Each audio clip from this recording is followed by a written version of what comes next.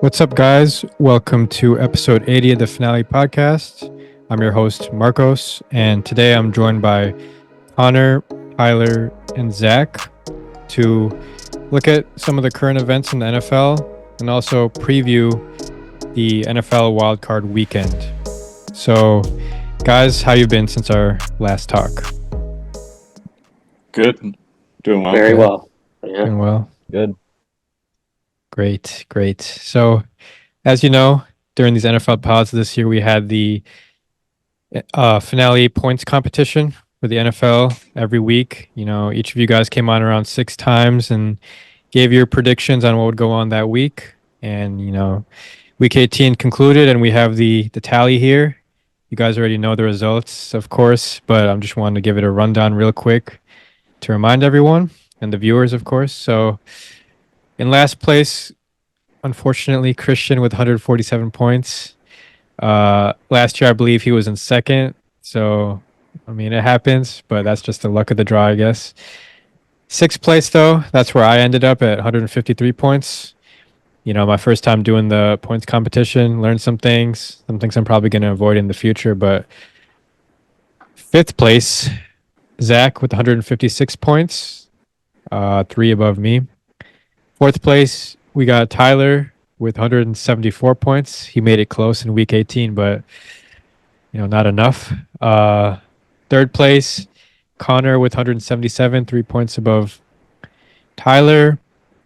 Second place, we had Sidlad with 180 points, 3 points above Konnor. And then Yosef was able to create a little bit of a gap in week 17. He finished with 189 points and won the competition. So Yosef will be earning the 2 NFL tickets to a game in the 2024 season. So congrats to him.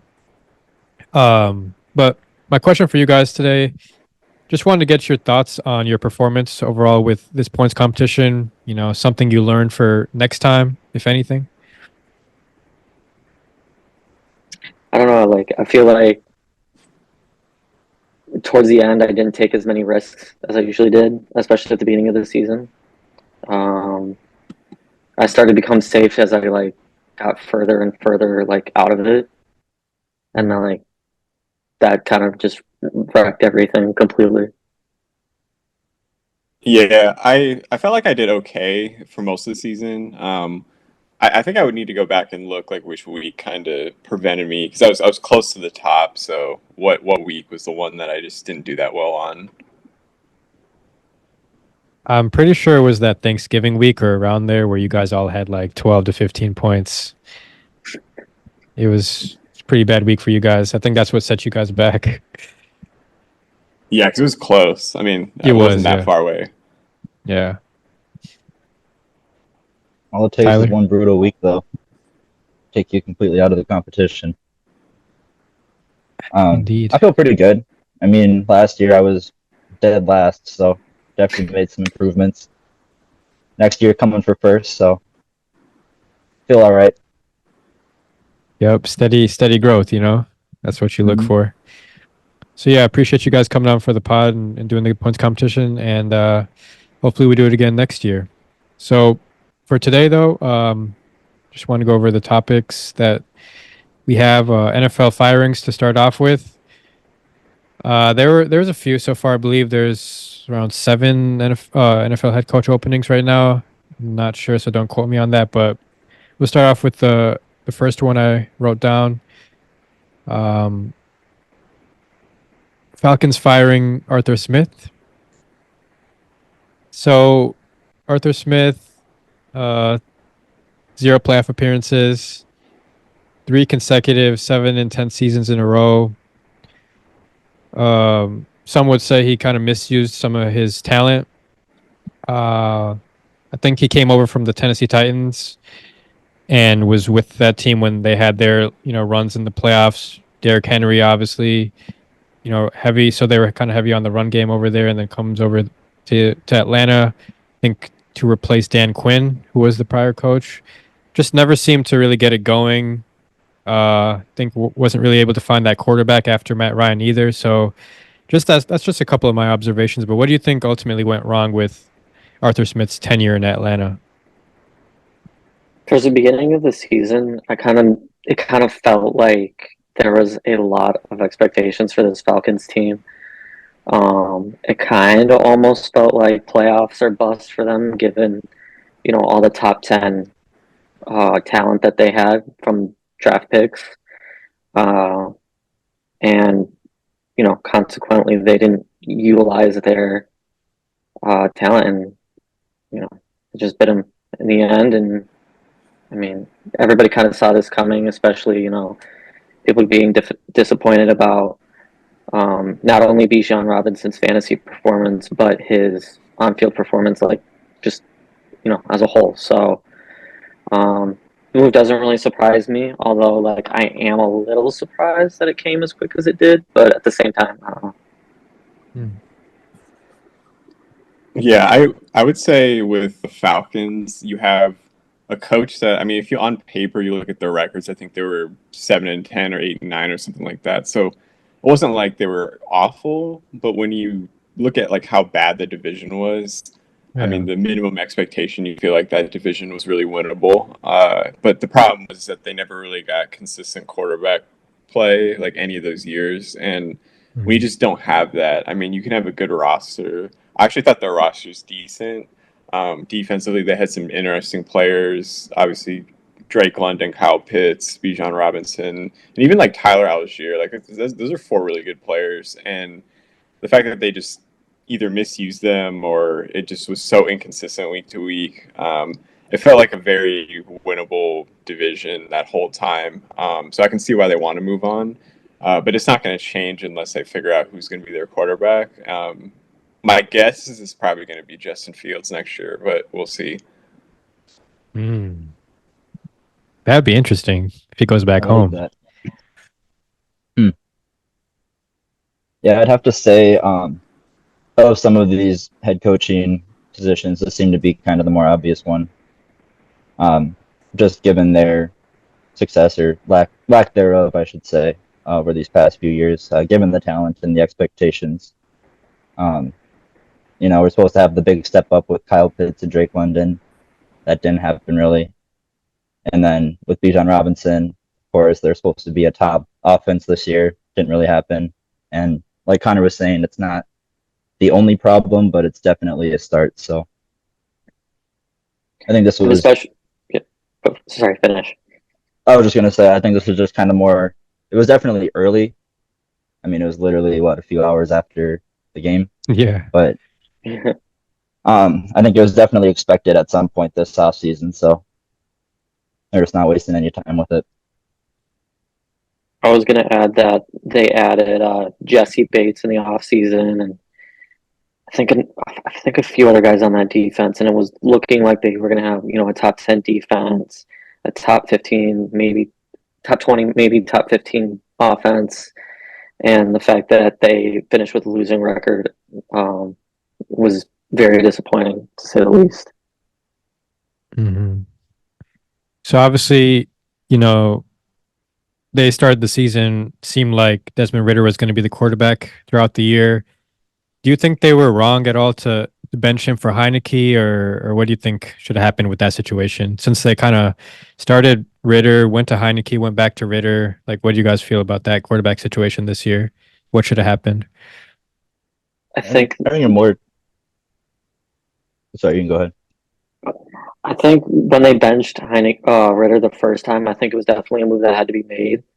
But I think going back and forth throughout the season kind of discombobulated the offense. They never really got on a tempo. They never got used to who was under center, and like it was just messed everything up chemistry wise. Yeah, I agree.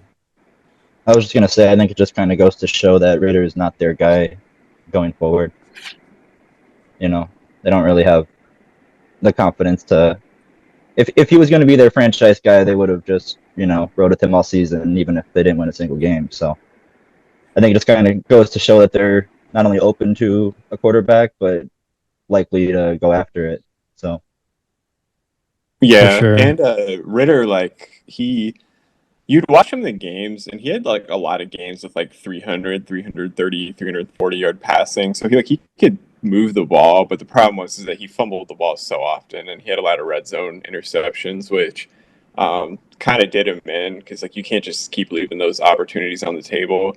I know when they went to Heineke the first time, Heineke was fairly decent, and then I think he had a hamstring injury, and then so they kind of went back and forth, and then it just felt very up and down all year. But like you said, it shows that there's no confidence in Ritter. So that's why I think they're either going to draft a quarterback at the 8th pick this year or try to get somebody like Justin Fields because they're obviously not going to run it back with a new coach this year. Yeah, that's true. We'll see what happens with them.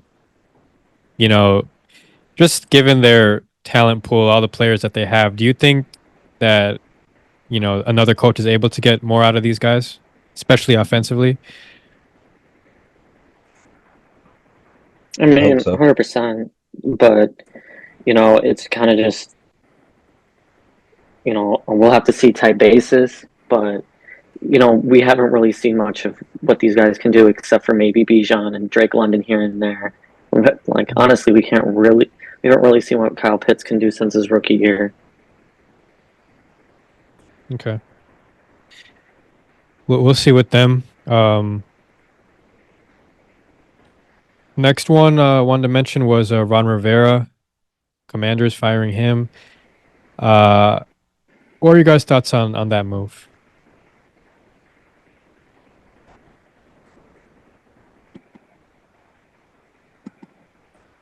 Anyone?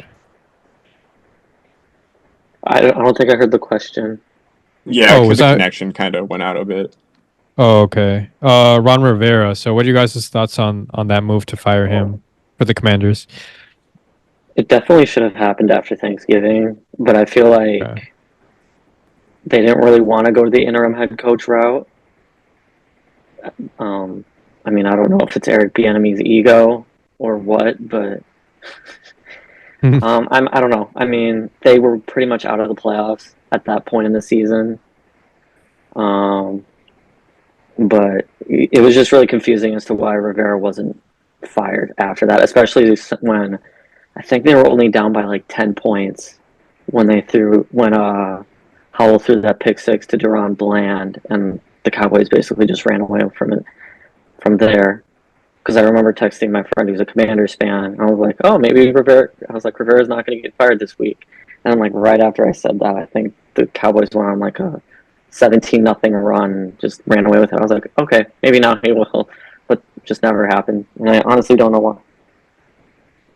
Yeah, I think with the Commanders, I think like Rivera, I mean, the writing was on the wall. Anytime you have like a new ownership group or new front office and they inherit a coach that wasn't their hire, I mean, that coach has to be somebody that's significant, like a Bill Belichick or somebody like that has that experience. And you see it in the college ranks too, whenever like a new athletic director comes in and the coach isn't their hire. So that wasn't surprising.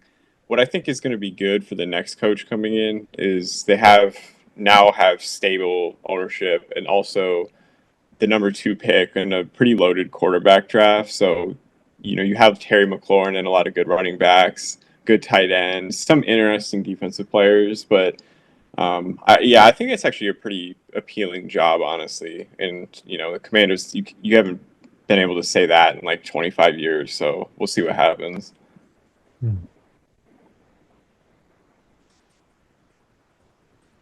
I Yeah, think if you're the Commanders, drafting Drake May might be a little bit of a mistake. You only saw 1 year from Sam Howell. I think maybe this year if Marvin Harrison is there, you take him and pair him opposite Terry McLaurin and see what Sam Howell can do with both of them. And then, kind of just go into 2024 as a make or break year for Howell. And if he doesn't deliver, I mean, there's plenty of quarterback talent that comes out of the draft every year. I mean, but wide receiver talent like Marvin Harrison, I mean, yeah, we saw Justin Jefferson in 20, and then, Addison this year, and a bunch of guys from different years, Puka Nacua, for example, but not first round talent. But you get the point. I mean, I think it's especially. I just can't see the Commanders, in a smart world anyway, not giving Howell another year. I thought he played pretty well from a statistics standpoint, aside from the interceptions. It was kind of like Jameis Winston in 2019. But if, in my opinion, I think you give him another chance and draft Marvin Harrison. Tyler. I'd agree with that statement. However, I think if they stay at 2, I think they definitely go quarterback. I think those 1 and 2 spots are without a doubt going to be Caleb Williams and Drake May. Not to say that Marvin Harrison Jr. is not their guy, but they'll probably trade down or something like that. But if they're staying at 2, I really think that they go quarterback just because of, again, the talent and the value there. Like, you can't pass that up this year. So that being said, I do think that Sam Howell is played really solid this year. I think they should give him more time. He clearly didn't have the best opportunity that he stepped into. You know, the team's not in the best shape. They made a bunch of moves during the season and tore things up midway through. So I would like to see another year of him, but yeah, I think if they stay put at 2, I think they go quarterback. Yeah, I'll be honest. I haven't tuned in too much to this team, but I'm pretty sure they benched Sam Howell at one point, right, for Brissett. They I think did, in like yeah. a couple of games, yeah. Yeah, it was pretty recently, I think. But Their head coach benched him. oh yeah, well, yeah, true. Anyways, to be honest, like just seeing like complaints from Terry McLaurin and everything, just wanting to be a part of a better, organization. I think it was the 49ers game where he was like, I want to be part of something like that. And with Konnor mentioning the new ownership and things like that, like it does seem like something more promising right now. I heard a report about like Bob Myers, the former Warriors GM, kind of being involved in the search for the new head coach. So that's interesting. But in terms of quarterback and what do they need to draft at number 2, I thought Sam Howell did all right. Winning the quarterback competition in the offseason and given his opportunities, I think he showed flashes. But I don't know if they need to go receiver at 2, just given their talent there. I mean, McLaurin, Jahan Dotson, Curtis Samuel, like I think they have some guys. But then again, like if you remember a couple years back when the Bengals drafted Jamar Chase, I mean, they had receiver talent already there too. So it's kind of like already adding to a loaded, room. So I could see them going either option, but definitely want to make sure like they did this year to have a capable quarterback behind Sam Howell if things go in the wrong direction, because I think they can do some things next year just given the talent that they had. Defensively, I know they lost a couple of guys through trades this year, but I think they have some promising pieces that in the future they can look at and build that unit. But overall, with the Ron Rivera move, I think it was time. Um, I feel like when they brought him in, it was kind of like he brought stability, or like somebody they were looking to bring stability, just given his prior resume, going to a Super Bowl, like having a good career with Carolina. I thought like, okay, maybe the Panthers are looking, or the Commanders are looking for somebody during this during the time where the organization was under a lot of pressure. I think they were the Redskins at the time. I'm not sure when he came in, maybe, but it was just under a lot of like pressure, I guess, at the time, and they wanted somebody to be a little bit more stable with the team, bring some experience. I think that's what he did, going to the playoffs in that first year with Heineke, but after that, just they weren't able to compete with with the NFC East, because it just got so much more top heavy, and they couldn't compete with those teams. So I think that's what they have to look for in the next head coach, is somebody who can bring that out of them. Probably offensive minded guy. I don't know. There's some guys out there that you can look to. Some guys that just became available, like Vrabel maybe. But we'll see what they do moving forward. I think it's more intriguing though, just given the new ownership for sure. I'd agree with that, Connor. But any other thoughts before we move on to Vrabel in Tennessee? Yeah, real quick.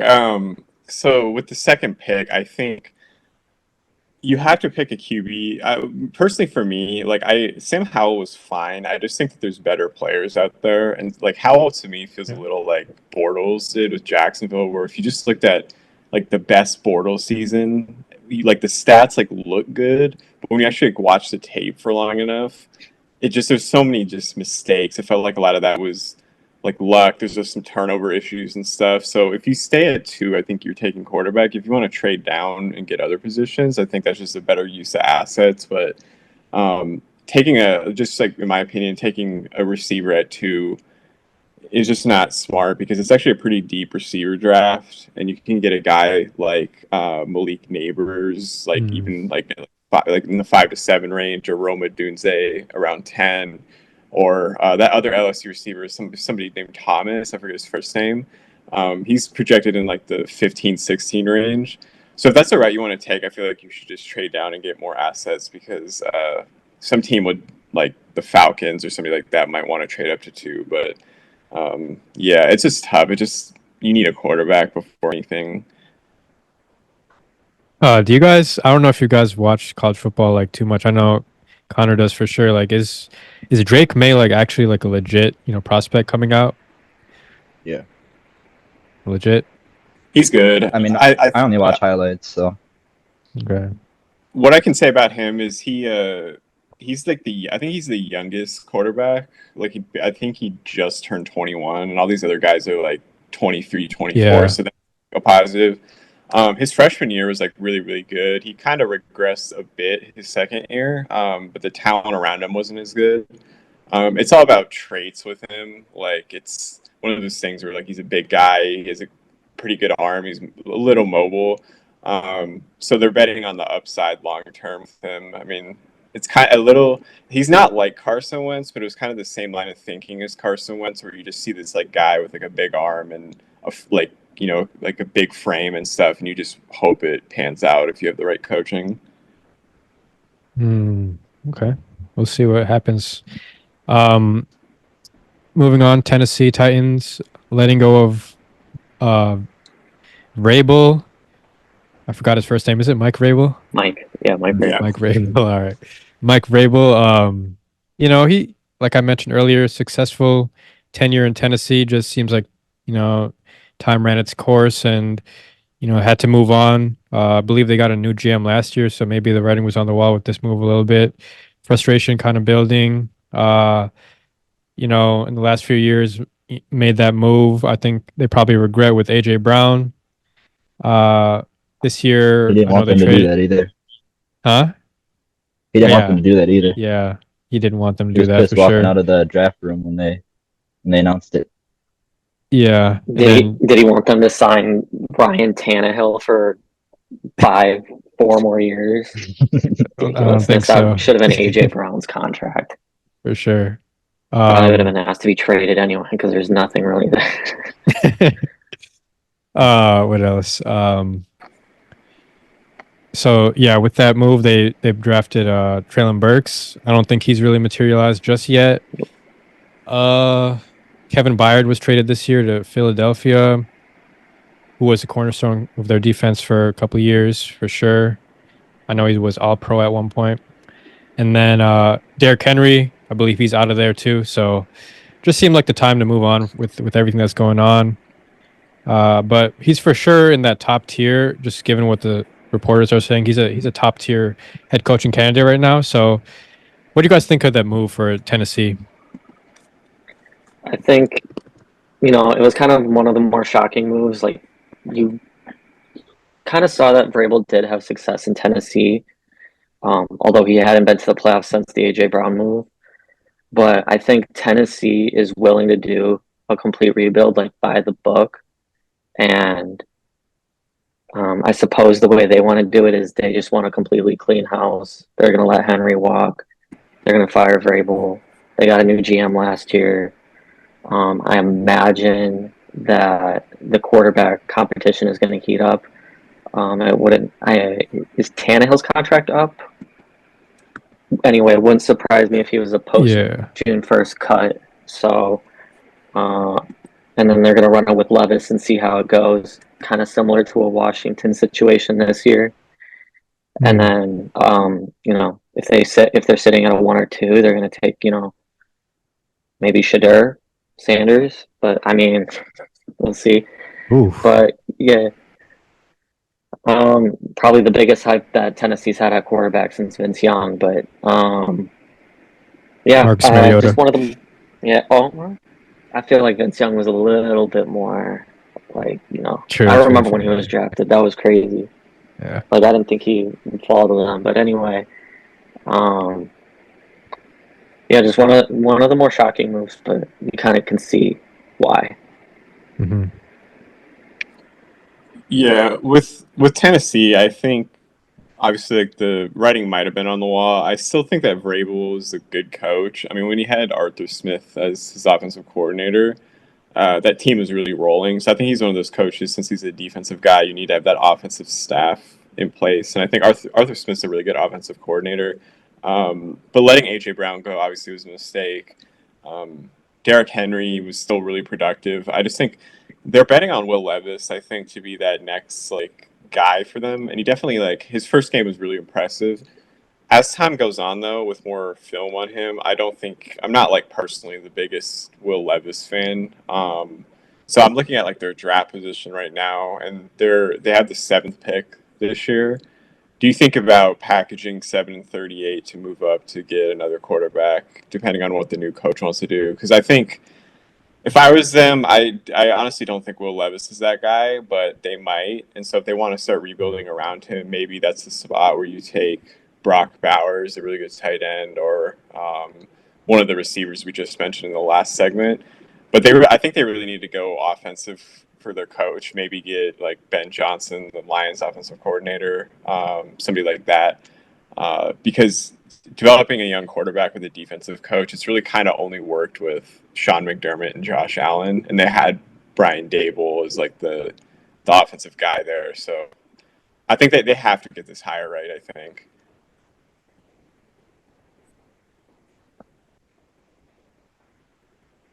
Yeah, I think it just kind of goes to show that they are definitely stepping into the direction of a full rebuild. Kind of like Zach was saying, it's unfortunate, it wasn't his fault for all of the way things ended up here in Tennessee, but I definitely think it was expected, at least at some point this offseason. I just feel like a lot of these coach firings happen so quickly. Like, I don't remember coaches getting fired like back to back to back like this, but I guess it's just how this offseason's going. So I'm here for it. But yeah, I think they definitely need to bring in somebody who can help either develop Levis. Otherwise, I don't think trading up is out of play in this draft. I mean, with the amount of quarterback talent that's on the board, there's so many teams that could potentially make a move, and it wouldn't shock me. So, And it would be kind of disappointing to see Tennessee kind of wave the white flag for a third straight year third straight year on a quarterback that they drafted the previous year with Malik Willis and now Will Levis. So twice. Mhm. But still, it's 3 quarterbacks in 3 years. I mean, granted, both quarterbacks in previous years were drafted in, I think, at the latest, the late second round. But like at the same time, if it's not floating, I mean, the whole team's gonna sink. So, and you gotta figure out a way to patch the hole in that situation. For sure. Also, I just think with this division, it's not,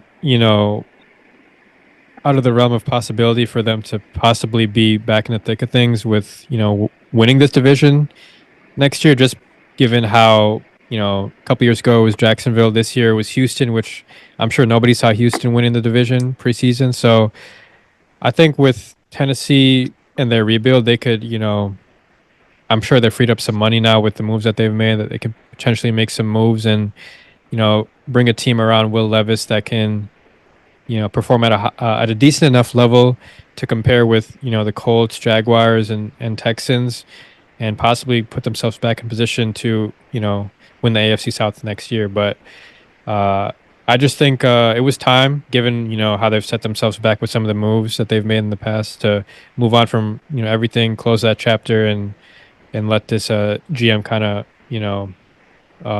work on what the team needs.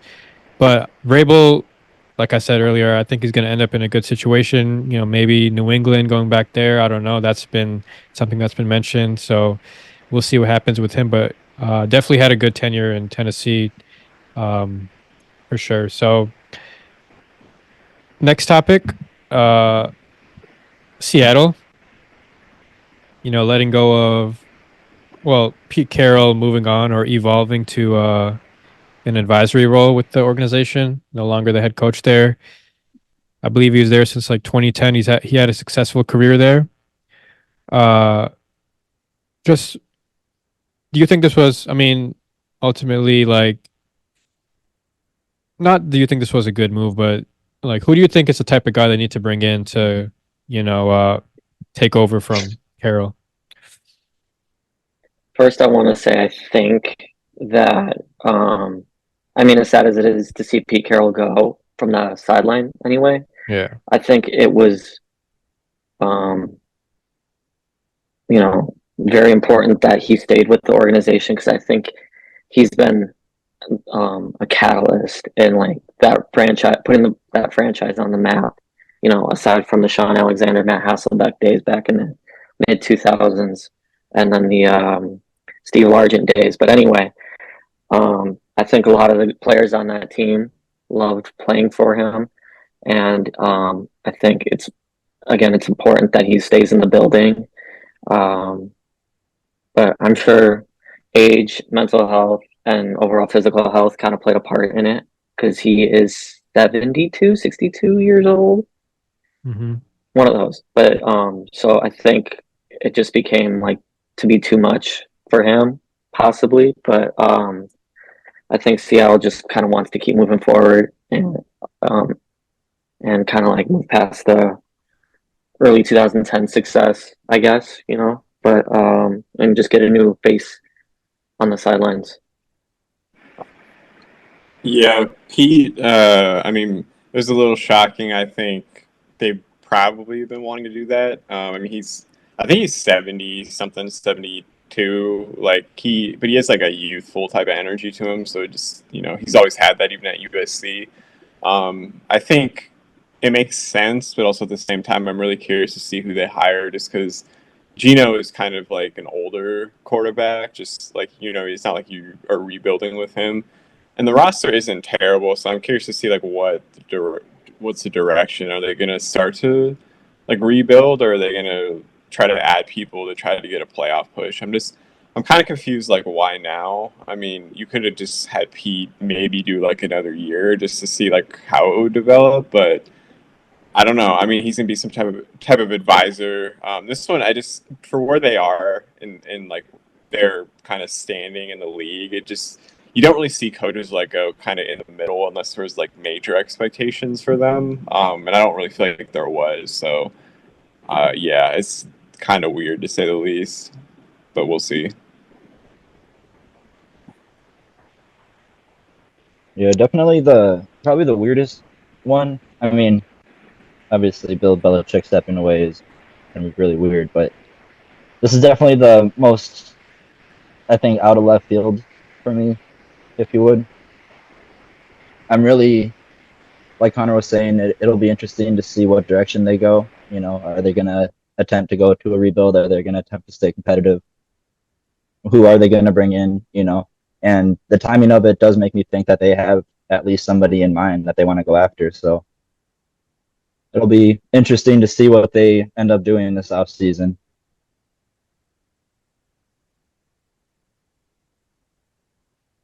A candidate that I was kind of thinking of, but I didn't, put too much thought into it was the Tampa Bay Buccaneers offensive coordinator who was new this year, came over from Seattle where he was last year, and obviously was there to get them to the playoffs. I don't know what his position was. He might have been a QB coach or a offensive coordinator.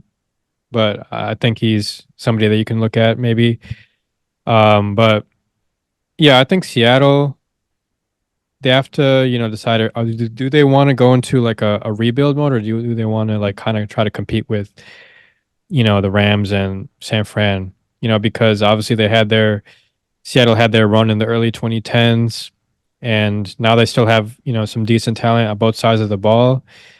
But it's about like what position, what direction do they want to go in? I think, you can, possibly look at letting go of some guys that, maybe you don't need around anymore. I think Jamal Adams, they made a big move for him a couple years ago. I don't think that's worked out. Maybe move on from him. Bobby Wagner came back. Maybe move on from him, go a little bit younger there. But they've got some guys on both sides of the ball that are young and that can make big time plays. I like, Devon Witherspoon for sure. Tariq Woolen. I like Boye Mafe. Offensively, obviously, Jackson Smith and Jigba came on towards the end of the year, and then still have Tyler Lockett there for the veteran experience if he stays around, and then DK Metcalf, of course, and then in the backfield, Kenneth Walker. Quarterback is, it's kind of unsure about long term with what they're going to do there, but it's definitely an intriguing job for sure. So I'm interested to see what they do with that moving forward. But yeah, anything else to add? I mean, I certainly don't think the Seahawks should go into a complete rebuild. I think um, they do have enough young talent. I mean, there are a few older guys here and there that they definitely should move on from and kind of just, go through the draft, which they've proven that they can. So I don't think a rebuild is completely on the table. I just think, I mean, you hope that won't happen in the next coming years because, I mean, they've done such an amazing job since, I think, 2019 in the draft. With DK Metcalf, Kenneth Walker, um, Devon Witherspoon. Who's that other guy that came out of nowhere last year? Tyreek Woolen. Yeah. So I mean, there's definitely a lot of pieces that they've Zach Charbonnet hit next on. year. Yeah, Zach Charbonnet. Oof. So you just hope that a rebuild is not in the cards in the next coming years. Maybe you get a new quarterback, but that's about it. Yeah. For me, it's interesting too, like, because it seems like the 49ers have like so much control of that division. It's like, what do you have to do to kind of reach that level? Because I mean, the Rams are obviously, a 6 seed this year, but it's not like they're anywhere kind of near San Fran, in my opinion. There seems to be a little bit more of a gap between the rest of the division and San Fran. So I'm interested really to see like, what are they going to do? Are they going to make another big time move like they did with Jamal Adams and trying to bring in somebody like, that can change the narrative around that team a little bit more? Or do they want to continue sort of building out this roster, in more of a slow manners? I'm interested. But I didn't write Bill Belichick down, but obviously that move happened. What do you guys think about that move and what he should do, what the Patriots should do? Oddly enough, I kind of expected this to happen like maybe a couple weeks from now. Like I really thought that Kraft and Belichick were gonna, just take a week and kind of just you know, just kind of sit and think about what went wrong this past season and what needs to happen in the future. But 4 days after the season ends, I mean, I definitely didn't really expect that. And this whole sit down that everybody was expecting with Kraft and Belichick, everybody was expecting it, and I didn't certainly did not expect it to happen this soon. Maybe next week, but yeah. Yeah, I don't think it was particularly surprising that they came to this decision. It felt like a good transitional point.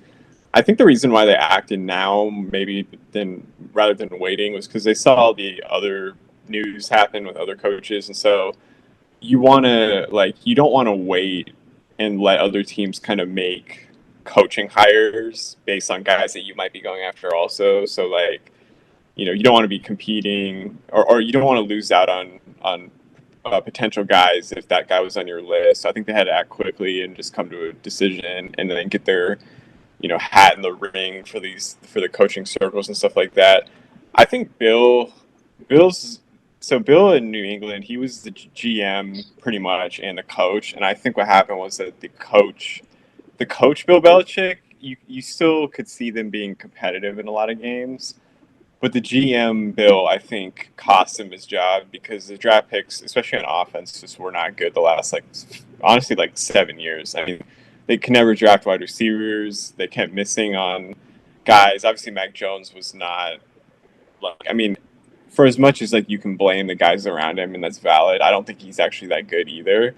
The running backs were still really good. That's always been a Belichick thing. Not surprised by that. The O line declined significantly after Dante Scarnecchia, I think that's how you say his name. He retired. He was a really good offensive line coach for them. Hasn't quite been as good. The defense is still pretty good, but I just think the league now calls for you need really good weapons on the outside and just modern offense. And I just don't think he did that well enough. So if he goes somewhere else, I think he can be a good coach, but he just can't be the general manager. That just can't happen. For sure. Correct me if I'm wrong. I feel like I saw somewhere. I might have gotten tricked on another fan page, but I feel like I saw that Gerard Mayo. There was a deal in place for him to become the next head coach. I think it's too quick, though. Never mind. That was fake. I got tricked. It's fake. It might happen. It could be legit. I don't know. Yeah. It could just be rumors, but I mean, Yeah. it's a possibility.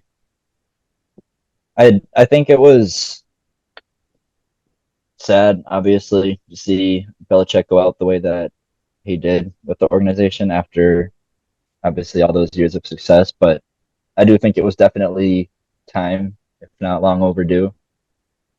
It'll be very weird to see him somewhere else next year.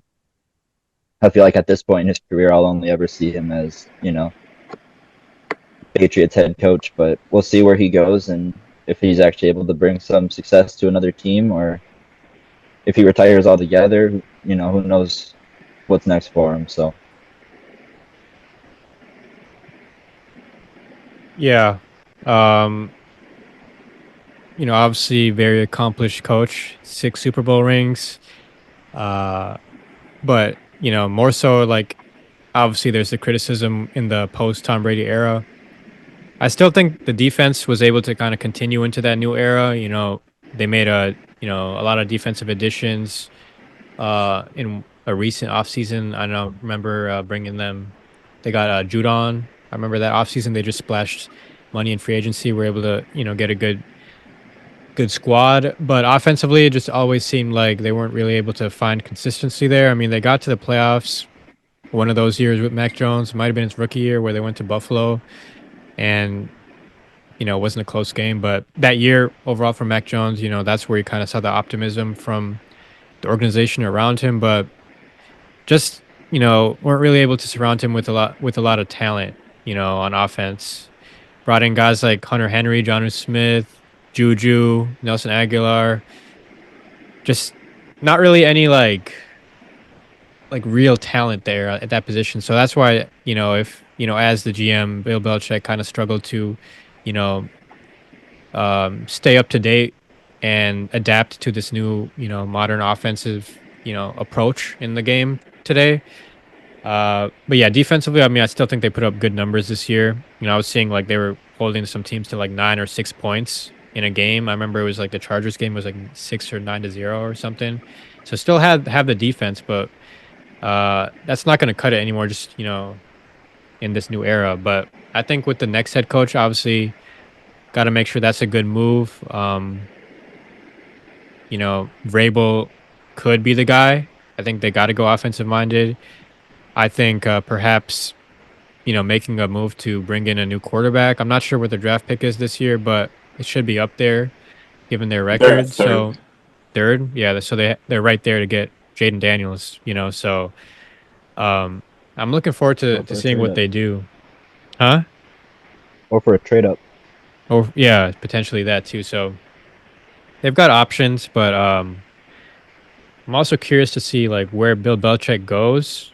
If he is going to be a head coach next year, what organization would do that? Because the Raiders could be one, but if I'm the Raiders, I'd bring back Antonio Pierce, just given what he did there. He accomplished a lot, literally changed the culture there in a matter of I don't know how many weeks it was. maybe the Chargers, but I don't know how attractive that is at this point. Obviously, Herbert is the main attraction, but like besides that, I don't know what else there is to really be attracted by. But I don't know like if he wants to go into like a team that's kind of in rebuild mode too, like a Carolina either. So and kind of like a Chargers team maybe. But where do you guys think he should go? I think he should take this year off, kind of similar to what Mike McCarthy did, and kind of Right. just see what's out there next year. Um, it'd be pretty interesting if McCarthy got fired either this year or next year, and then Belichick and Jerry Jones clash together in Dallas. That'd be fun to watch.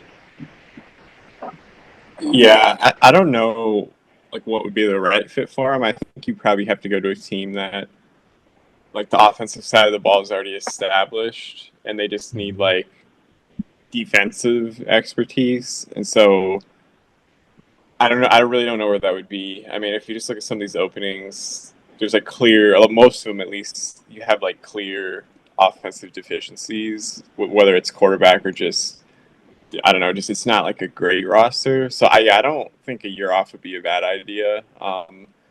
But it's just weird. I don't know what he wants to do because I mean, it's so rare for a coach to last 5 years, and he lasted 24 years in one team. I mean, that's just like I think only maybe like Don Shula with the Dolphins and maybe a couple other people um, have lasted that long, and I don't even know if like he lasted that long. So yeah, I don't know what's next for him. I think he can probably do what he wants to do, but he is in his 70s, so I don't know how much teams are going to want to hire a coach that old unless they felt like it was like a Super Bowl ready roster or like something close and they just need that guy to get over the edge. So I don't know where that would be though.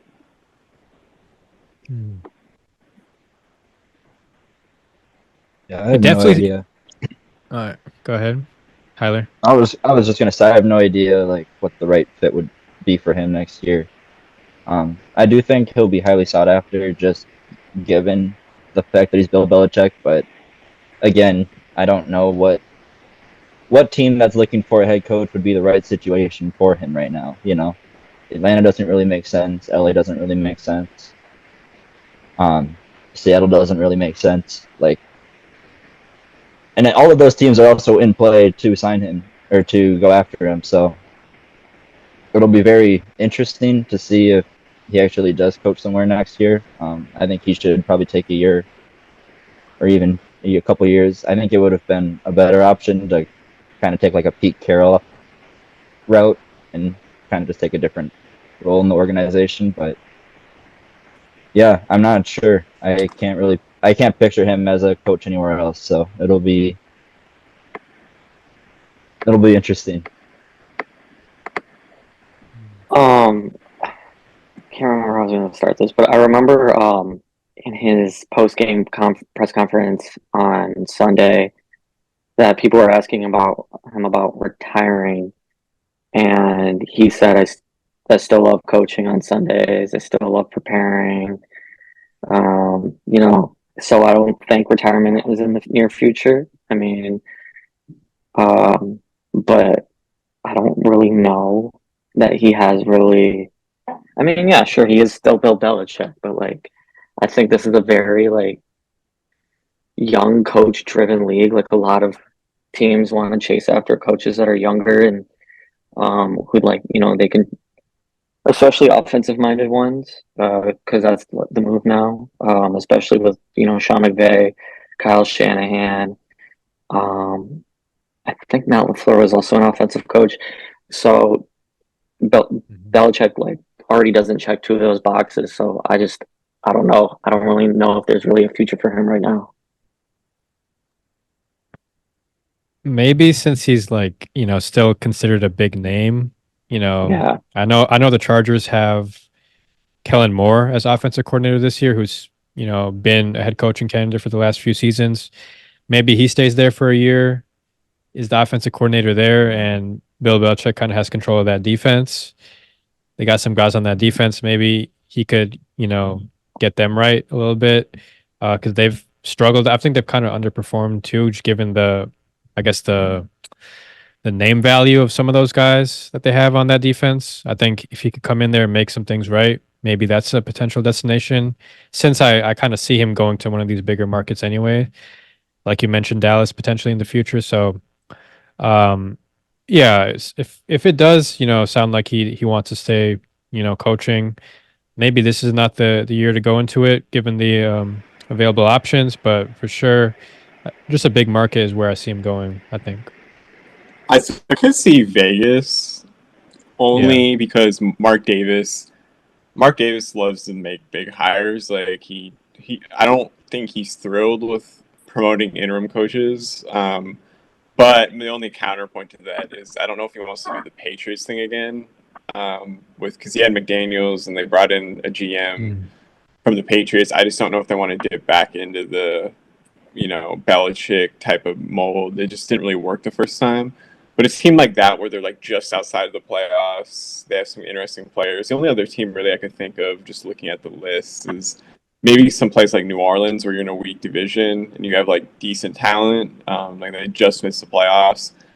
Dennis Allen, I don't think is a great coach. I think Dennis probably gets next year, but I think he's probably going to be one of the first people fired next year.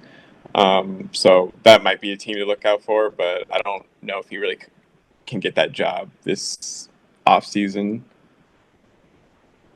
Yeah, that's true about the Raiders point because I remember they had Rich Bisaccia who came in as interim and led them to the playoffs that one year, and they let him go, and then Antonio Pierce as well this year. So yeah, it seems like they're trying to make that big type of home run move. Josh McDaniels, like a John Gruden, obviously in the past, but we'll see what happens with Belichick. I mean, there's going to be some options in the future. Maybe he's just going to stay patient with it. But any other thoughts before we move into these playoff previews? No thoughts. All right, let's start with the first game. Browns and Texans. Just what are you guys looking at in this game? And then pick your team to win. I mean, for me, it's like the teams that were involved in the Deshaun Watson blockbuster trade a couple years ago, and then Flacco playing his first playoff game in 9 years, I think. So, I mean, I'm excited to see Stroud play. I'm excited to see if he can pull off the upset. I feel like the Browns' defense is just a little bit better than the Texans, and they'll be able to contain Stroud in the pocket and contain his deep throws.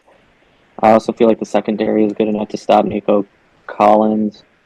So I'm probably just gonna take the Browns. Just to, This would be a good game. I think I like the Brown. I think the Browns on paper, it's a good matchup for them. They just have. I think they have more talent on every level. I think the Browns' offense is like humming. The Texans' defense isn't particularly like elite. So I think they can run effectively. I think they'll be able to throw it effectively. The only issue I have is I started to read their injury report, and like Denzel Ward apparently got hurt in practice today, and they say he's like questionable.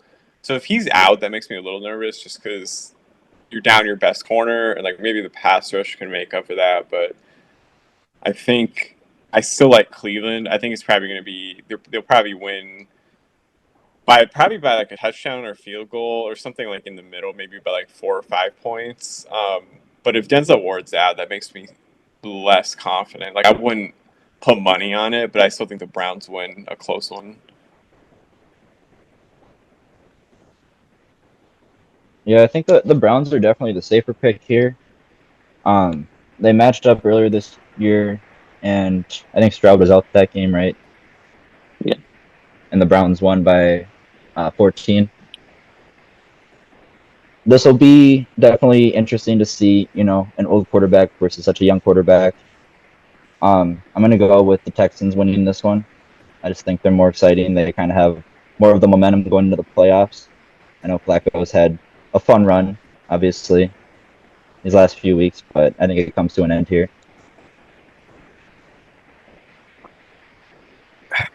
Yeah. I mean, Browns have had their momentum. Texans have had their momentum.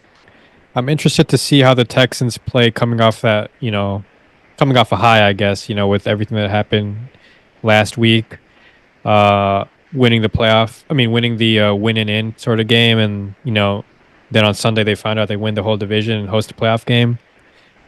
So I'm interested to see how that young team kind of translates that a week later against a more of a veteran team. But obviously the Browns had their momentum too, rested their starters I think in week 18, so they're going to come in there ready to play.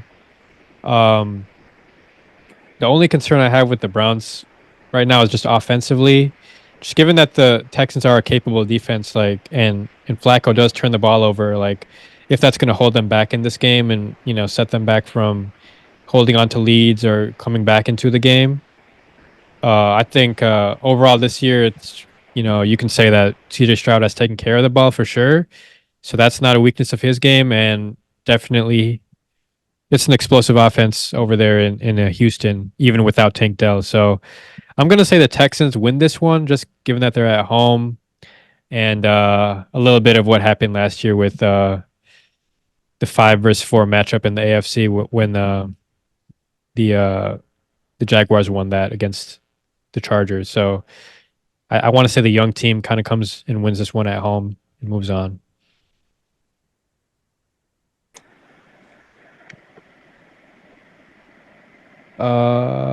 Next one though, Dolphins at Chiefs. So Dolphins obviously, lost the division control last week. Could have won that game and they would have hosted the first round, but they weren't able to do that. So what do you guys see happening in this game? I definitely cannot see the Chiefs being one and done. But you also don't want to see a Dolphins team who came together so well this season, played way better than they have in recent years. I mean, yeah, they played well last year, but they kind of, let it all go away. After Tua's injuries, and I mean, they held on to get to the division the entire year this year, and then lost it in the last game. That was pretty funny, but at the same time, it is what it is. Frigid cold temperatures kind of gives you, feels of the Viking Seahawks game, and then in 2015, and then the Packers Giants game in 2007. So I like watching cold weather games. Don't particularly care for playing in them because you know. Anyway, I'm gonna take the Chiefs in this one just because I just can't fathom the Chiefs losing, especially when it's gonna be that cold. And the Florida boys I don't think they're gonna be able to handle it. Yeah, I mean, it might be one of the coldest, if not the coldest game in NFL history. Like the Ice Bowl was really cold. I think this might be colder due to the wind chill.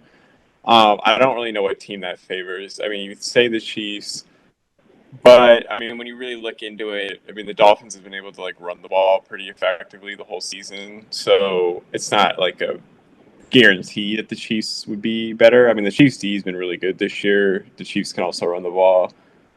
I really don't know what to expect. I think it's going to be one of those games maybe that's a 17-14 type game or 20-17, but I don't know. I mean, whenever you have a historical weather front coming in and when you start talking about the coldest game ever, you just can't predict that because you've never seen these two teams handle it, but when you even go back in history, it's not always the case that the home team might be better suited to it. So if I had to pick, I might say the Dolphins eke it out, but I'm not gonna bet against the Chiefs to find a way. So I'll do Chiefs 20-17, but that's a game where you just take the under total and then just enjoy the game because good luck trying to figure out who's gonna win that. And it's not like the Dolphins are complete strangers to playing in the cold. I mean, they've squeaked out wins, in New England when there's frigid temperatures, up here in Buffalo especially. I mean, they played, very well last year in the last year, in the wild card round against the Bills with a backup quarterback. I mean, I don't know where. God, I can't remember his name now. Skylar Uh, Thompson.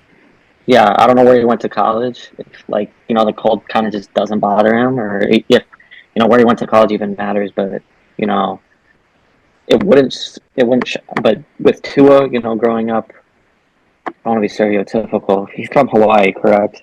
Yeah, I Yeah, think so. Okay, okay, he's an all island right. boy. This temps are a little different out there.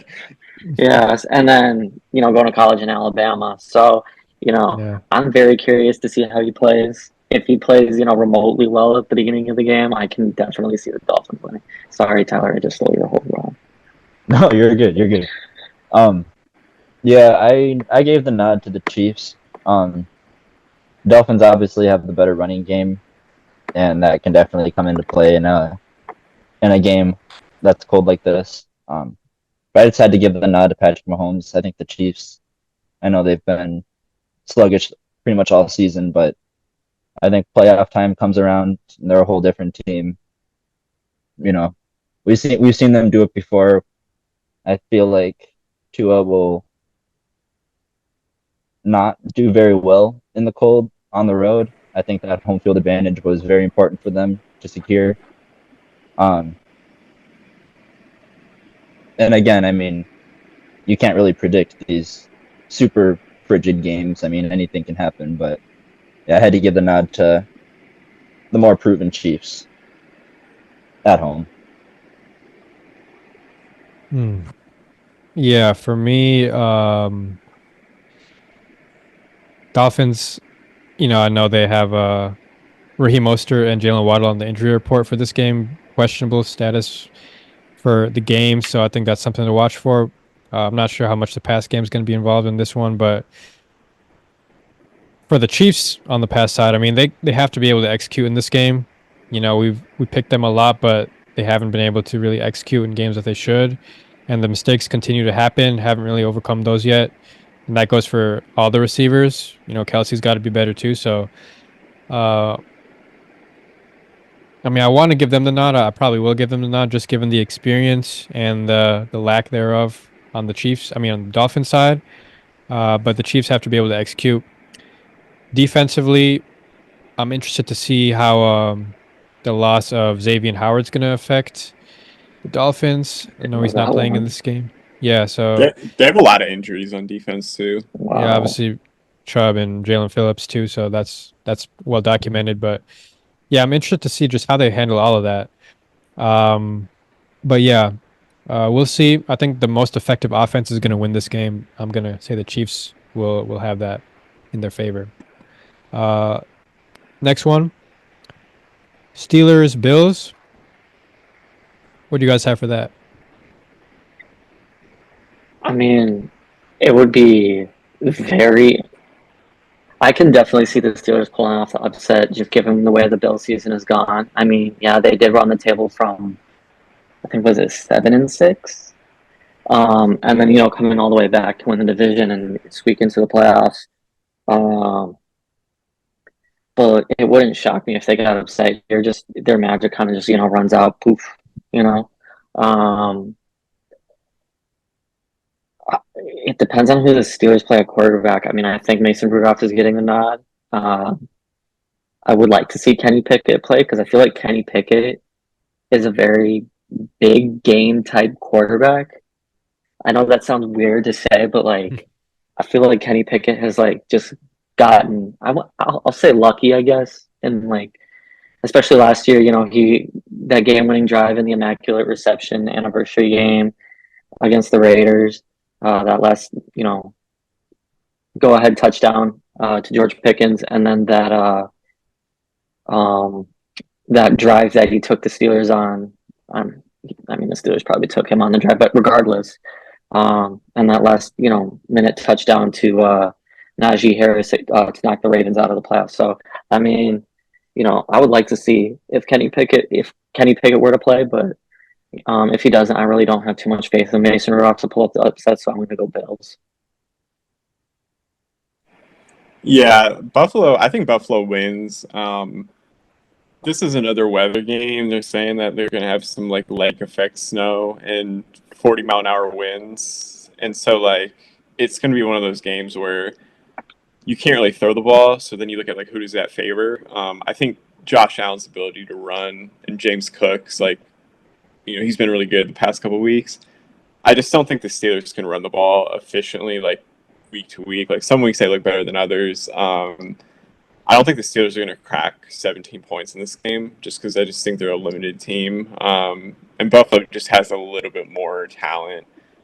Plus, like the home crowd and everything, it's going to be pretty nasty weather-wise. So I think the Bills win it by probably 2 scores, but at least by 10. I think that's my. I think the spread they had it at like 9 or 10 or something. So I think that's probably accurate. I think it's probably like a 20-10 type of final score. Yeah, I agree. I think the Bills take this one. I think the Steelers defense will definitely give them a run for their money, especially, given it being such a cold game. But yeah, the Steelers offense is just too many question marks, too many loose ends there. So I just don't see them being successful enough against this Bills team who has been playing very well lately, looking like one of the best teams in the league, if not the best team in the league past couple weeks. So they have the momentum on their side. I think Buffalo takes this one. I just want to correct myself real quick. Kenny Pickett did not knock the Ravens out of the playoffs, but he did. I think the Bengals won the division that week because of that game. So yeah, overthinking that whole thing. Just wanted to correct myself. For me, I'll say the Bills. I just don't think the Steelers offense is going to be able to contend with the Bills offense. Steelers have been playing well recently. They won the games they needed to win to get into the playoffs, and they had results go in their favor. So, they've done well to, win the games they needed to.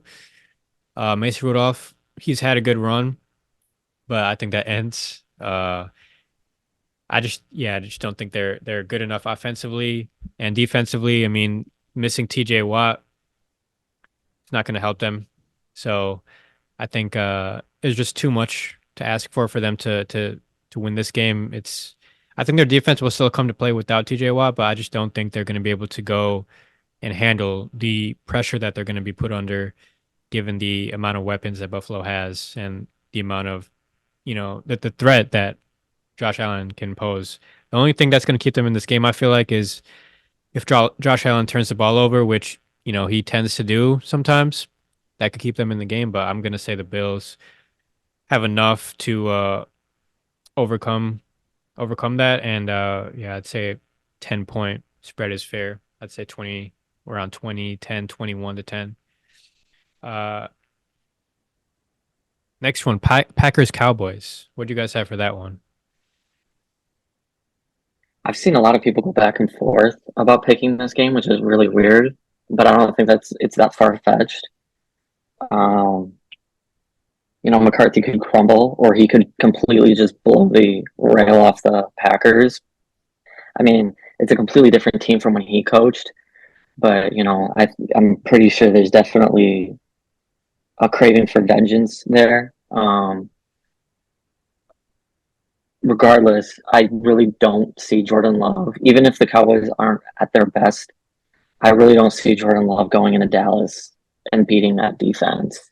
So I'm going to just say the Cowboys win this one. But it also wouldn't shock me if CeeDee Lamb had a pretty quiet day, especially against Jair. Yeah, I think Dallas has been like insane at home this year. I think they're like 8-0 or something like that, 8-0 or 9-0. Their point differential is pretty crazy. They probably should have lost the Lions game. We all know that, but still, I don't think the Packers, like, it's not like the best matchup for them. I could see Jordan Love having a great game, but I like Dallas. I think if Dak plays as well as he's played all year, especially with how well he's played at home, this defense can get scored on. So I'm going to take Dallas probably like 27-17. I think the defense will show up.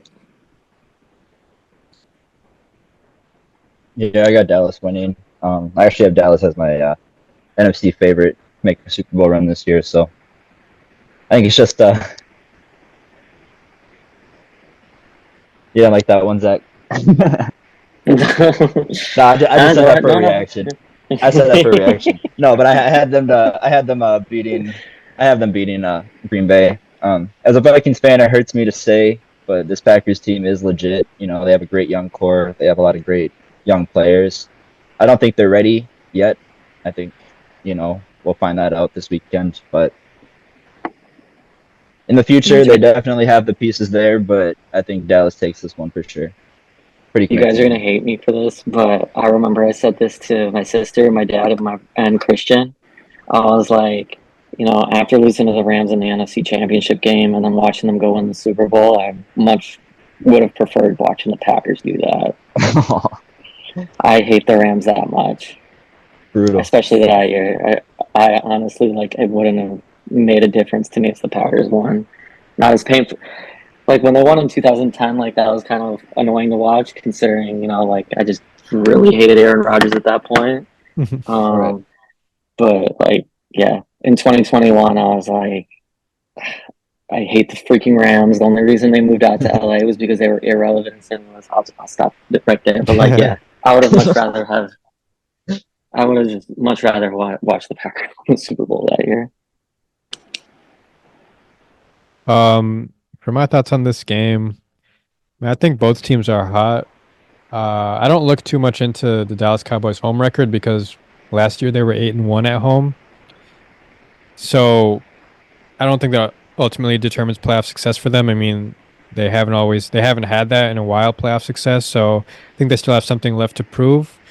Jordan Love's been having to win some big time games, starting with that, game against the Lions on Thanksgiving. He's had to get them out of their, where they were, and eventually overtook the Vikings and eventually got that 7th spot.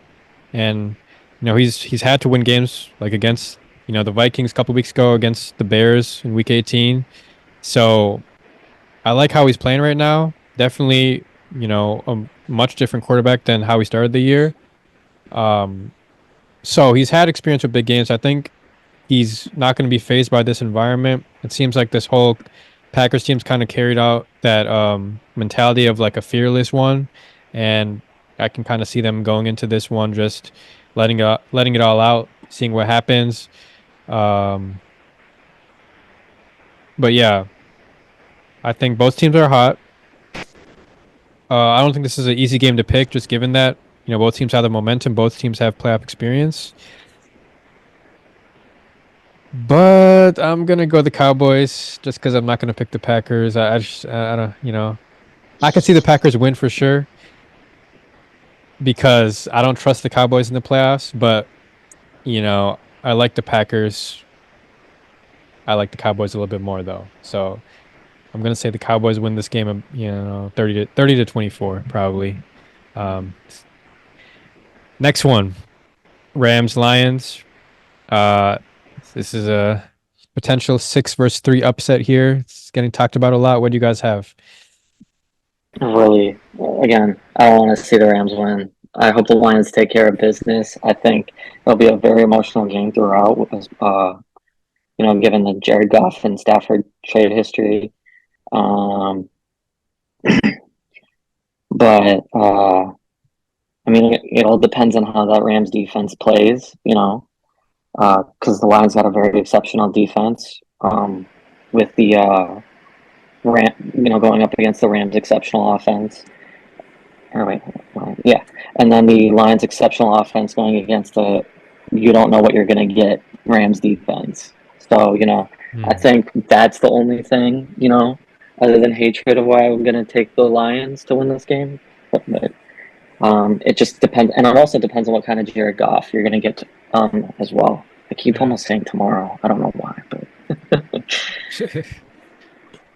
Yeah, I like this game on paper. I think it's probably going to be one of the more exciting games. First playoff game ever at Ford Field, which opened in 2002. Been a minute since they haven't won a playoff game since '91, I think. So obviously the Lions are going to be fired up one of the best home fields in the league. It'll be pretty emotional. Like Zach said, I like the Rams to win only because I think they're just a little bit more experienced, the coach and the quarterback. They've been through the Super Bowl run together. Lions, not a lot of guys on their team have been. I mean, obviously you can say Jared Goff, he's been to the Super Bowl. That's fine. But when you start looking at like other guys on their team, um, it's not as much experience. I just think the Rams, like if you look at the Rams last 8 weeks, they're 7-1, and their only loss was to Baltimore on the road in overtime, which was a game that they easily could have won. And I understand like the last week of the season, like people were resting starters and stuff. So I mean, you can just read into that what you want. But still, I mean, we've seen over and over again, especially within the last, I want to say 10, 20 years, they kind of fit the mold of a team that gets hot really late in the season. They sneak into one of those like wild card spots as a road team, and they're gonna make like they can make like a run. I don't know how far they go in the playoffs, but I think they win this game. I think they win it on like a last second field goal, like 23 or yeah 23-20 or like 27-24, like that type of game. Yeah, I definitely think this is going to be a good game. I feel like Detroit, their offense is going to come to play for sure. Uh, Interested to see how Sam Laporta is going to be able to, perform in that game, given his Week 18 injury against the Vikings ruled him out of that game midway through. So he's most likely going to play, but I want to see how he's able to handle that environment, handle the game speed, because obviously he's a vital part of their offense. But yeah, defensively, I mean, just looking at the numbers in the past 3 weeks, Detroit is allowing the most yards per game to opposing offenses across the whole NFL. So Detroit's pass defense has been getting carved up. And when you look at the pass offense, just the offense in totality that the Rams have, I mean, Puka Nacua, Cooper Kupp, I mean, they could have a big day for sure. So I just think the offense is really going to have to carry the Lions if they're going to, advance through this postseason. Which I don't think is going to happen given their inexperience. I think they might be due for like a game where even the run game's not on it, which it has been most of the year. So, like you guys mentioned with the lack of experience, I mean, that even goes to David Montgomery, who's been in the league for a while, never been to the playoffs. I don't think he was in Chicago unless it was that 1 year with Trubisky. I don't know, but not much playoff experience throughout. But I think the offense is going to come to play, just given the home crowd. It's just going to come down to the defense. I like the Rams, combination of experience and some young guys that can also contribute. So I give them the edge in this one. But yeah, it's going to be. I feel like Stafford's going to come to play. I'm interested to see how Goff does perform in this game. I think he's going to be for sure motivated. A lot of people are talking about Stafford's return to Detroit, but not enough about Goff and his, game against his former team. A team that let him go, not thinking that he could, win a Super Bowl with them. So I think there's still some not bad blood, but still some revenge on his mind, perhaps. And I think it's going to be a shootout for sure. Goff has had some games this year where he hasn't come to play, and it just looks like a disaster. But I don't think this is going to be one of those. It's going to come down to the defense because the Rams defense isn't that great either. But yeah, I picked the Rams. I'm not picking any NFC North teams this week. I guess say 30-27. I think is probably a better score. I was like discounting both offenses, and after listening to you, you were like, yeah, I think it's going to be a pretty high scoring game. Yeah. The Lions want to win. It's going to have to be. Yeah, the Lions offense has to carry, but Amon-Ra St. Brown, Sam Laporta. I mean, beyond that, even like some of their other receiving weapons, like they don't get mentioned, like Josh Reynolds, Jameson Williams, Khalif Raymond. I mean, just they got some guys that can make plays. That they're going to have to make those plays because the Rams are going to, come to play for sure, just given their experience. But yeah, Rams for sure. And then last game, I think this is the Monday night game, Eagles Bucks. Yeah, this was looking like a favorable matchup for the NFC East team that was going to be in this position, but now Eagles have zero momentum coming into this game, really. What do you guys have for this one? This game could really go either way. I mean, Baker, I felt, had a strong finish to the regular season, as opposed to the Eagles. Um, if AJ Brown doesn't play in this game, given his injury, by the way, what was it? Because I saw nothing. Um, so I mean, if AJ Brown doesn't win this game, um, doesn't play in this game, I think that it's definitely possible that the Bucks defense can definitely beat up on the Eagles. Aside from obviously those tush push plays, but I don't know. I really want to pick the Bucks. I really do because I don't want to see the Eagles again because the playoffs are a whole other animal when it comes to regular season play versus um, postseason play. Just ask the 2011 Giants. Yep. They had a horrible end to their season. I think they won one game in the last 3 or 4, but or maybe I have that whole thing wrong. But anyway, I'm just gonna go Eagles in a weird one. I thought it wouldn't shock me if this game ended like 20-19 or something like that. Yeah, I think Eagles Bucks. It's what like you think like okay, the Bucks are like the weak team. But whenever you get a home game, and I'm sure there's gonna be a lot of Eagles fans there anyway, but I mean the Buccaneers they still have talent. I know like some weeks it looks really ugly, but there's been some weeks where like they went to Lambeau and like kind of lit it up, so you never really Yeah. know with them. Eagles D is really bad. I think the Bucks could win in an upset this week. I'll just pick it. I'll say like Bucks 27, Eagles 21. I don't really like what I'm seeing with the Eagles, and especially if AJ Brown is out. They don't have great wide receivers after that. Like Devonta Smith would be like their one, and Mhm. after that, I just don't really know where you go. I mean, you use like running backs out of the backfield maybe, but I mean the Bucks know what they have. I mean it's limited, but it's still like they're gonna have like their Evans and Godwins and those type of people. So Rashad White's also really good, and the Eagles really can't stop the run that well. So yeah, I'm just gonna take the Bucks. Like why not? Yeah, I mean, on paper, this looks like it should be an easy win for Philly. Um, but this is not the same Eagles team that was in the Super Bowl last year. They've definitely had a bunch of games this year where they've shown that they have a lot of weaknesses and a lot of holes that teams can exploit. And I feel like Tampa Bay's kind of rode the whole underdog thing all year. So I think they'll continue going with that. You know, they've been playing really, really well, especially given expectations. So I think they come in and steal one from Philly.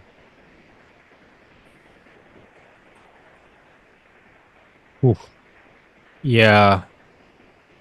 I mean, yeah, Eagles, they've been struggling ever since the San Fran game for sure. For the Bucks, winning 5 of the last 6, they're definitely playing hot right now. The Eagles, honestly, like their defense has been pretty bad all year, which is a concern going into this game. But now their offense is kind of looking a little bit mediocre. So I don't know, like maybe they're just a team that's going to turn it on in the playoffs, given their experience. Uh, Seems like frustration's growing over there too, with obviously AJ Brown and you know just the pressure. I mean, media pressure, given the results. But I don't know if they're able to kind of get out of this funk at this point in time. The Bucks are still not just they're a little bit of a veteran team in a way. They have guys that have been there during their Super Bowl runs, so they know like what it takes to win in the playoffs. Offensively, they have guys that can exploit your defenses, and definitely the weakness of the defense in Philly is their pass defense. So for sure, Mike Evans, Chris Godwin, Trey Palmer, guys that can make plays. And then, I mean, overall, I mean, it's not like their run defense is that great either. So could be a big day for the Bucks offense. But the only thing that worries me about the Bucks is potential inefficiencies in their just overall performances in games. A couple weeks ago, had a chance to close out the division, lost to the Saints. So it's not like this team is like hitting on all cylinders right now, even though they've won 5 of their last 6. Last week I didn't watch the game, but only winning 9-0 against the Panthers. So I don't know. It's kind of like a toss up at the same time for me. But the Eagles are just going to have to find a way to hopefully get AJ Brown back and get into a groove offensively, because their defense isn't going to do them any favors in this game, I believe. So that being said, I'll pick Philly to win this one by a score of 17-13.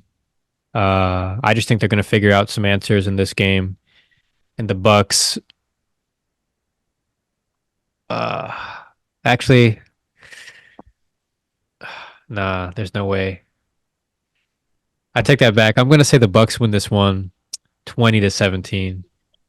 I like the Bucks right now. Just the Eagles. I mean, it's What hard for changed me to your mind? just, because I keep looking at the Eagles on paper and their roster, and I'm like, okay, they're better, but they're just not playing like it right now. They're playing worse than some teams that aren't even in the playoffs. Losing to the Giants, losing to the Cardinals. Like, there's nothing really going for them right now. So I was looking too much on They're paper better with than this both those matchup. teams. Yeah, so just with momentum in consideration, the home field advantage, yeah, I'll take the Bucks by 3. But I do think the Eagles will find some things in this game that's, given that it is win or you're eliminated. So, yeah, changing my pick. Controversial, but yeah, I'll take the Bucks. That was it for the playoff picks. Anything else we wanted to bring up before we end the episode here? No, I'm good. Good. Super Bowl Yeah, prediction? The what Super bowl Bowl prediction? prediction? Super Super Bowl Bowl? prediction? Pro Bowl prediction? No, just kidding. Pro Bowl prediction? East? they don't even have a game anymore. It's just NFC sweeps Yeah. 3-2 or whatever. I think that. What is the flag football series? Like how long? Yeah, who's winning dodgeball this year? I think. Now, who do you guys I think, have Super Bowl matchup? Okay. I'll let you guys go first. I really don't want to see the Ravens, but I'm gonna go Ravens Niners. No. Yeah. Marcus, you might have to go back and look at the prediction episode that we did before the season. I think I had Buffalo, San Francisco. I'm not 100% sure, but if I do, I'll just stay with that because why not? I mean, I think that actually could happen, but I'll go Bills Niners. Yeah, I should find out what I said beginning of the year because it's definitely changed now. I'll go Ravens Cowboys just to piss Zach off a little bit. I think. But I don't remember do what I think said. I do think the Niners are the best team in the league. I just don't know if Brock Purdy can do it all the way to the Super Bowl. So we'll see. Yeah. Sometimes like you never know what's gonna happen with them, which is annoying. But hey. Most complete remember. team for sure though. Yeah. I don't remember what I said at the beginning of this season. I feel like I said Chiefs, Niners, or Bills, Eagles, or something like that. So. I definitely But, had the Bengals in there. I feel like I had Bills Eagles. That sounds like what I would have said. I don't think I wrote it in there. My bold prediction before the season was the Lions were going to go to the NFC Championship. So, part of me regrets kind of picking against them in the wild card round, but I'm just being honest with that. But Super Bowl prediction. Now that the Bengals are out for the AFC, I'm going to say AFC, and now the Bills, too inconsistent. Chiefs, too inconsistent. Dolphins, inexperienced. The Browns, potentially. Ooh. Ooh, I don't see it, unfortunately. I don't know. Flacco's done it before, you know. Yeah, potentially the Browns, It'd be quite the story. I mean, could be in the script. Who knows? Just to keep it interesting. Everything can return to normal if the Super Bowl is Lions Browns. I don't know if I can pick the Browns. I picked against them this week. All right, just stretching off my picks this week. I'm gonna say the Ravens for the AFC. I just think they're different this year. Lamar Jackson, promised a Super Bowl when he got drafted, so I think he's gonna get to that Super Bowl game for sure. Kind of put an end to that narrative about his playoff record. For the NFC, I'm not picking the 49ers, just given you don't know what to expect from them sometimes. When they win games, I guess they've won a lot of games this year in dominant fashion, but for some reason when it comes to certain games, they just don't look the same. Obviously, earlier in the season, 3-game losing streak, but that was more so down to injuries, I would say. And then that Ravens game a couple weeks ago just kind of showed me their weaknesses, so I don't know if I can pick them. Dallas, they're going to have to... Well, they'd have to go on the road if it's the 49ers only. And they went to San Fran last year, I believe, and they lost in the divisional. So, I'm going to say... I'll say the Rams.